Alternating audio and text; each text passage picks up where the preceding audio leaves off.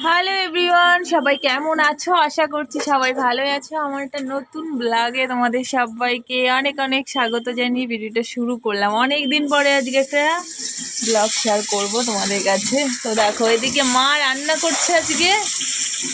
তোমার কি রান্না করছো আজকে? বড় বড় মাছ। মাথা খাবার বাবা, দেখো গরসে গরসে মাছের মাথা, কত মাছ খাওয়া যায়। বাবা দাদি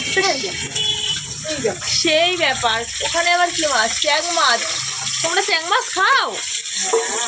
আমার অন্য খাবে, আমি খাইনি। এই রান্না তুই খাস?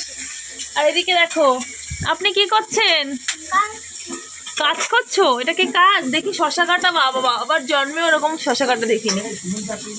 আর এইদিকে দেখো, মা আমাকে দিয়েছে কচু ছাড়া। মা, কচু দিয়ে কি রান্না করবা? আমাদের মিস্ত্রি কাজ করছে, ঠিক আছে। এই যে এখানে কাজ করছে, এই যে জল পড়ে বৃষ্টির সময়, তার জন্য কদিন পরে পরেই তো বৃষ্টি হচ্ছে।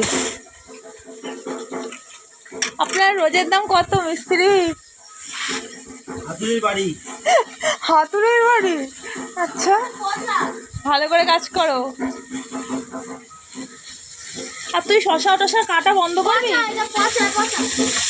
আর মা মাঝে মধ্যে এরকম দাঁড়িয়ে পড়ে রান্না করছো কেন মা? দেখতে পাচ্ছি না আমি, কারেন্ট নেই।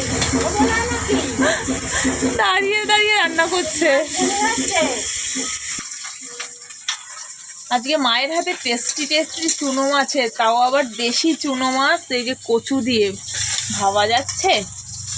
এমনি মা টেস্টি টেস্টি রান্না করে, তাই তো মা?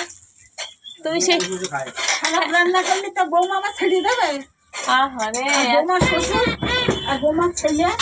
ও, বৌমার ছেলে আর বৌমা শ্বশুর আর বৌমা খুব খারাপ। আর মানে আমার এত ভালোবাসে, মানে খারাপ রান্না হলে আর খাবে না। আচ্ছা আচ্ছা আজকে কথা শোনাবো। আচ্ছা। তুই পেঁয়াজগুলো খাস না তো? আর ও শুধু কাঁচা পেঁয়াজ খায়। আমি খাই না রে, মুখে ঢুকালেও খাবো না।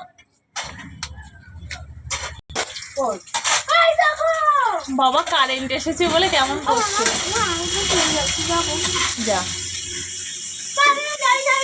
তো মা রান্না করুক আর আমি এদের কচুগুলো ছাড়াবো। একদম গলে গেছে কচুগুলো, ছাড়াতেই পারছি না, ভীষণ কষ্ট হচ্ছে, ভীষণ সমস্যা হচ্ছে। নরম হয়ে গেছে কচুগুলো একদম, কি আর করা যাবে। চলো, রান্না বান্না কমপ্লিট হলে তারপর তোমাদের কাছে শেয়ার করবো কি রান্না করছি।